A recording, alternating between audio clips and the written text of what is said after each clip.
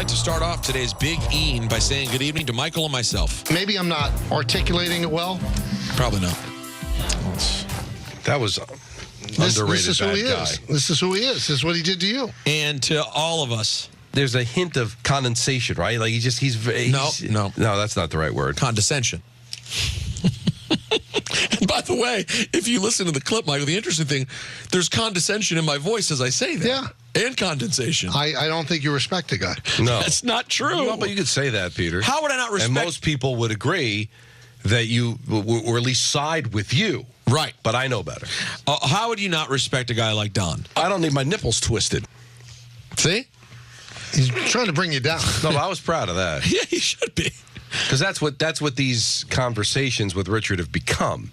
Like, they can be entertaining, but also torturous at the same time. It's enough already. See, I stand with you on this, Peter. I think bad phone calls are very entertaining. I think they're the best. I think they are the best phone calls. All right, if bad phone calls weren't allowed, you would have half of your rents. Great point. You almost had another one. You could have had one right. If you weren't so disciplined, you would have had one today. If you weren't still glowing from your vacation, you would have had one. But he is irritating at times. Hey, no, you're wrong. All the time. Because he doesn't listen to you. Yeah. Good evening to myself. This is so much. Look at us. That was very good. That was social media. This was people on certain radio stations talking about what happened with the Mets and Hawk Tua girl. This is so much. Look at us. Who are you talking about? What other stations? I just saw things. I don't listen to other stations. Well, I don't listen either, but somehow, no matter who I follow and no matter what I do, the social media gets forced to me every time I go on. And I just see things like this. This is so much. Look at us. I don't need my nipples twisted. Well, a lot to talk about, guys. A lot happening in the world of deportes. Let's start with the New York Giants. Not a great showing from Daniel Jones, but he says you can't dwell on the mistakes. You kind of want to stay even keel. I think obviously understand what went wrong and looking at the tablet, talking to coaches, talking to your teammates, figuring that out and then making sure you're ready to go. But, you don't have time to let that affect your confidence or your mood. And I thought, I did a good job of that. I think that's always something I've tried to focus on. I think you should concentrate on the mistakes and try not to make them again. Just saying. Yeah, all due respect, as much as I want you to be in a good mood, Daniel, I've got some concerns about the football. Now, I did make a beautiful throw to Slayton. Well, at what point was that? That was in the second quarter. Really a beautiful throw down the left sideline. He's got an arm. He's got an arm and he can run. Yeah. I think he's just not consistent. I don't think he's good with checkdowns. I don't think he sees the field the way he should. And he's injury prone. Yeah. But I've always thought there was talent there. It just doesn't, something's not working here. By the way, how terrific does Dable look? Terrific. Pilates. Yeah. In 45 pounds. New Jersey. Well, what you said, yeah, like you don't. He doesn't believe it. No, I think he also had to change his diet. I could do Pilates. I would lose 45 pounds. That's a lot to lose, but you know what? If you get plenty of exercise and you do it at the start of your day. I mean, I haven't changed my diet. I've changed it, but not grossly. But the working out's really helped. And Pilates are even bigger workout than what I'm doing. He's lost much more weight than you've lost. 45. I didn't lose 45 pounds. You didn't need to lose 45 pounds. No, you look terrific. But I think you could, if you never exercise and decide to exercise. Now he'll plateau if he doesn't change his diet. But if he I would say just Pilates, 45 pounds. Not doing it. It's not. It's in the kitchen, man. Well, I'm saying it's just got to be in the kitchen. But if you're not doing anything, yes, and you're just eating, yes, and now all of a sudden you do Pilates like every day. Yeah, okay, you'll lose some weight. You won't lose the amount of weight. Well, it depends on how much overweight you are because of not doing anything. You might have been doing anything. I would say Michael and I, both of us, have done our share of yo-yoing at times. The weight loss is just weight loss is so in the kitchen. It just is. Oh, or in these days in the doctor's office. It depends. You know what I mean? And I have a problem with that either. I make no moral judgment. No. I mean, I love people that like, I bet you they lost weight because of Ozempic. So what? It's a legal drug. I have no. Listen. I have concerns about what you'll do if you ever want to stop taking Ozempic, because there's some issues there. When you stop taking the Ozempic, right, your appetite comes back with a vengeance, right, and you didn't really learn how to change. It forces you to change. So now, once that stopgap is gone, not only are you hungry again, but also, from what I've been told, it also now messes with your ability to break down food. So your appetite is worse, and you're breaking down the food slower. So you may gain weight back and more. But listen, maybe you could just do Ozempic forever. I don't know. I do know this, though. The answer's on. What? It's this. The answer's on. It was at that moment that Richard lost Don. This guy is in people's mouths.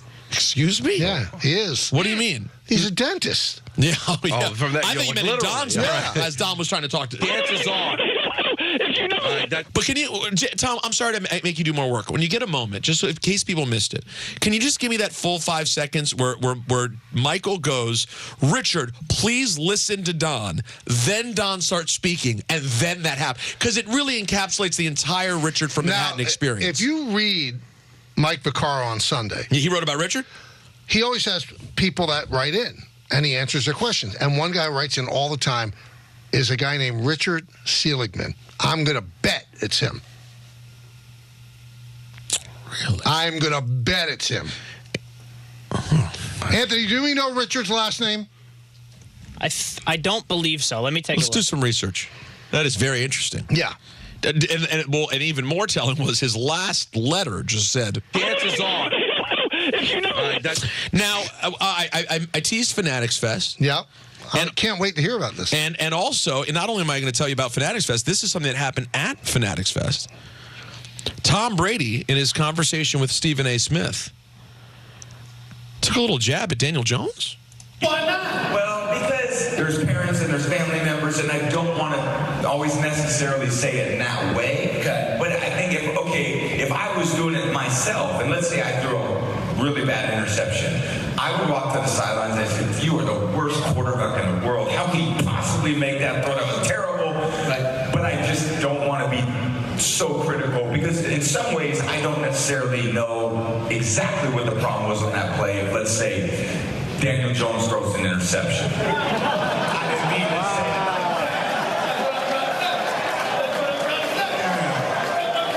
I wasn't even being critical of Daniel Jones. Maybe I was a little bit. That's you think That's so benign. Yeah. He's in New York. He's in New York. Right. The sound was great, though. Well, what are you going to do? It wasn't the official audio. It was someone. How do you know? Because I was there. The official audio, that was someone recording in the room. Yeah. And we grabbed it off that guy's phone? Well, I guess that guy posted it. He was snitching on Tom Brady. But I have to tell you, I've been involved in a lot of events over the years. Yeah, you're an event guy. From Complex Con to the Summer Jams to the WrestleMania weekend. Beach bashes. Beach Bash, for example. You take for it to be their first time doing what they did, it was a pretty incredible event. I would love to hear from our listeners who went there. I'm curious to what it was like for the consumer who just bought a ticket and went. But from my vantage, I went to the 40-40. They had a Jay-Z 40-40 pop-up. I saw pictures. Situation there. Oh, thank you. Yeah. I did my WWE panel. The WWE people were amazing. But it was just a really cool event at Javits Center, man. All right, so I said, something flippantly, but the undertaking was humongous. I can't believe they pulled it off. It's to do it for the first time. Oh, yeah. I mean, Michael Rubin, I'm sure people at this point have heard him promoting it. He says the same thing. He saw Comic-Con and goes, why isn't there a sports version of this? Why is it all like baseball card shows at a hotel ballroom? We could do bigger. And to have done the Javits Center, it was pretty cool. Well, it just shows you just how many sports fans are out there. And it's really like a good gauge on interest. The Post had something I saw online of showing the line for Matt Rempe, Like it's just incredible. Like the amount of people that were coming out for all the different sports. Well, my friend Kaz, friend of the show, Jace, Sure. Kaz, hosted the Knicks panel with Ben Stiller, Spike Lee, Jalen Brunson, and Josh Hart. And Walt Frazier. Kaz told me like it was unlike anything he's ever been a part of. Like the level of Knicks fanship that was out there. And, Ruben has just great relationships with everyone. Everyone wants to be a part of what Fanatics is doing. So it'll be interesting to see what happens next year. It was a very cool event. Did you see any of my signed cards? I have a deal with Fanatics. I didn't see the signed cards. Yeah. I didn't go through a lot of the memorabilia stuff, but I did show up yesterday to the Mike Tyson Jake Paul presser. Right. Where this happened. Here's Jake Paul. Hey, New York, shut the up, New York. Hey, boo yourselves. Boo yourselves, New York. Hey, New York, you're just like Mike Tyson. You were good 20 years ago. He was leaning into it. Meanwhile, here's Tyson being asked about the November 15th fight with Jake Paul. Is this fight happening or not? It's happening. We're all here.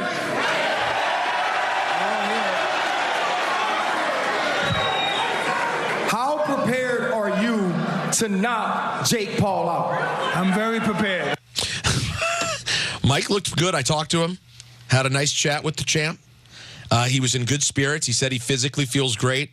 Doesn't seem like there's any effects from the physical stuff he was dealing with. The ulcer? The ulcer from a couple of months ago. He said he feels ready. He seemed calm. I mean, the event itself was a ball that, obviously, as you can tell, the crowd was very into it. One thing was very clear, at least in New York. If this was a wrestling match, Mike Tyson was clearly the good guy, and Jake Paul was clearly leaning into being the heel. But overall, just a fun event with a lot of great legends, even though Michael wasn't there, and you were greatly missed.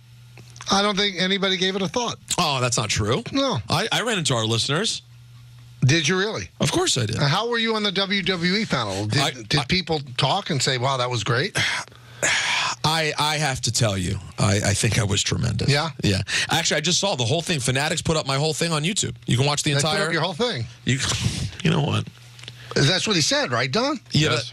I meant the entire segment with Bianca, Jade Cargill, and Jey Good. Uso. I was good. So if you want to watch it, it's up there on the YouTube. This is what happened earlier on this program. Don's talking to you. Listen to Don's point. So but I'm throwing the analytics back to you. They know what the chances are. He didn't let you talk, Don. He's already got his point. They don't know, he says. Can you imagine, though? I think we did tap into Richard's inability to have a long-term relationship. Oh, yeah. You imagine trying to, like, arguments with a spouse are already very challenging. Imagine Richard. He doesn't listen. The second he finishes talking, it is a countdown to when he can talk again. Right. There's never a real exchange of ideas. By the way, speaking of... I'd love to see him on the debate stage. That would be something. Yeah. Now, speaking of exchange of ideas, we lost the great Phil Donahue at 88 years old. So for young people listening out there, just a monster figure in the talk show realm, daytime talk shows in the 80s. Donahue was gigantic. He kind of set it up for Oprah. He was kind of he the first huge daytime talker? Yeah, without question.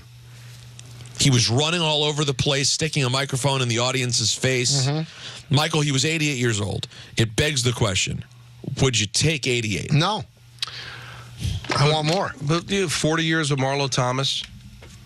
They got married in 1980. It's a double question. Well, I'm just saying it's a great life. If somebody said you could be with Marlo Thomas for 40 years and live to 88, I go, I'm good. No, I want more. So right now, someone comes. How old are you? 63. Someone comes to you right now at 63. We'll give you 88 right now. No, I want more. That's a mistake. No, you could want more. But now you were offered 88, and now you're left to your own devices. We don't know. So, Don, you're taking 88 today? Yeah. You're still taking it? Yeah. How about you? You're not. No, I think I'm taking 88. Really? Yeah, I think I have to. It's such a safe. I had a life insurance phone call today, which I've never Always done. fun. Oh, it was not great. And I know Natalie even getting through the call without crying her eyes out was a miracle. Wait till you do your will. Yeah, I'm on that next. So we're having the conversation. And they start talking about it, and they go, hey, what we recommend is this and that, and 20 years from now, we can blah, blah. And I'm thinking, oh, man, 20 years from now, I'll be 65 years old. So 88 is getting another 23 on top of that, Don. Yeah. I think you got to take it. You know what? Also, life insurance, ripoff. Well, of course. Because you have to die within a certain amount of time. It's not like, okay, if I live till 90, my wife's going to... You got to check out before a certain amount of time. No, you hope that it's a complete waste. Right, and that's terrible. You're throwing money into a trash can. But that's what all insurance is. No. Car insurance, if you don't get into a car accident, God willing, it never mattered. Oh, But you have to have but it. you have to Legally, have you have it. You don't have to have life insurance. If you have life insurance, you spend all that money on life insurance, and they say, okay, this is up to the age of 80. If you die at 81, you get zip. When you were You younger, can get a new plan then, but it'd be expensive. Right. They're not handing those out to people at 80. when you were younger, you didn't have a lot of money. If you had the option of not having car insurance, you probably would take that, right? I mean, the amount of money I had to spend when I was like 18, 19 years old on car insurance, and I had to do it. Had no choice. And But God forbid if you got into an accident, forget it. When we were looking into life insurance, I never thought it was like that. I thought it was like, okay, you get the money when you die. Your wife gets the money when you... No. Oh, they're not just giving you... No. It's not that. So I've got life insurance through work, but I'm not doing a life insurance policy. You get life insurance with your work?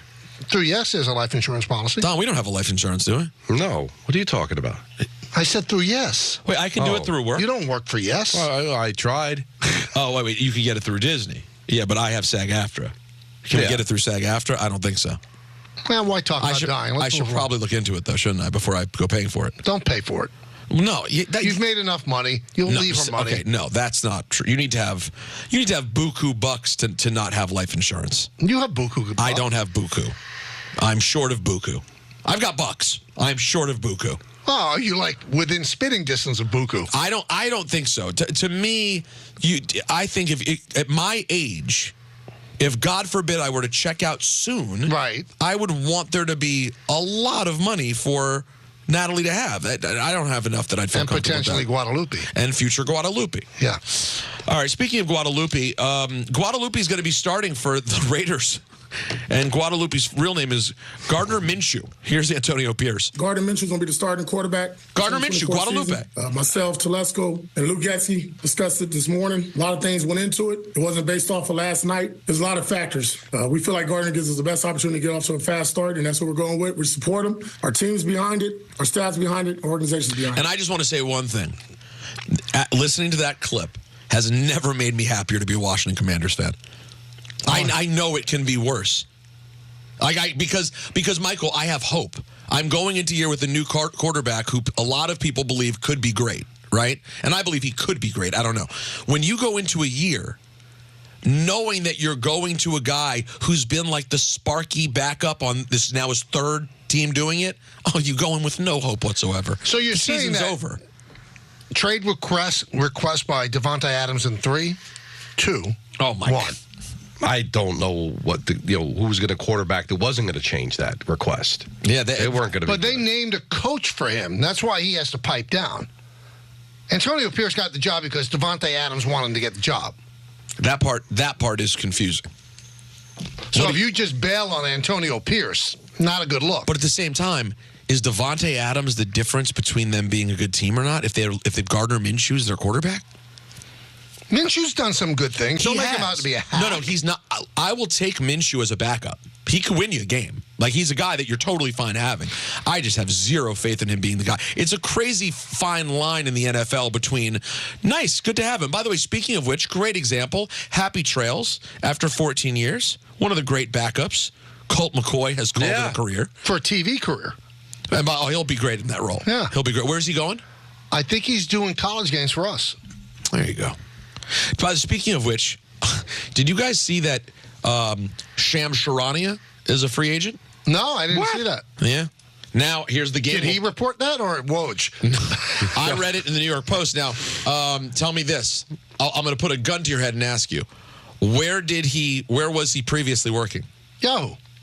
Oh, you mean now? Yes. He was with The Athletic. No.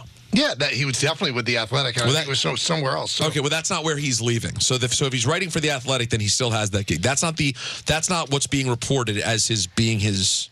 What is it? Stadium. Yeah, I knew that, but I didn't. What is Stadium? That's a place where games are played. That's what I know. He appeared regularly on its show, The Rally. That's what happens in stadiums. Rallies. Right. That'll do it for ENN. Brought to you by our good friends over at Security Dodge. Shop 24/7 at securitydodge.com during their Make This the Summer event. What a show. What a great time to be alive. You know what I feel like? What? Dance is on.